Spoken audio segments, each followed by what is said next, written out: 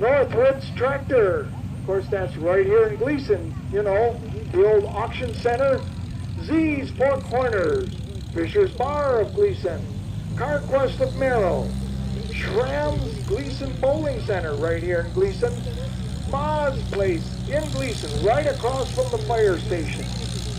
Nichols Grading, Forrester Trucking, all of Gleason, Health Bar, and MC Fest at Deerbrook.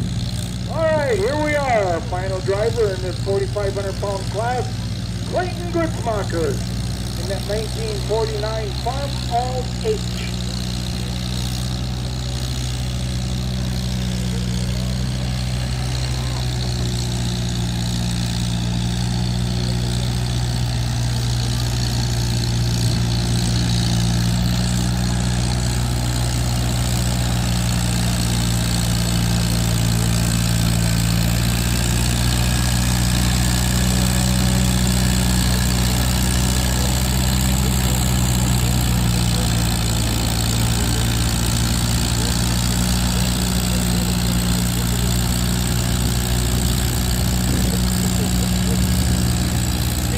I'll tell you folks, that Clayton Gutzmacher, he's getting to be a very experienced puller here.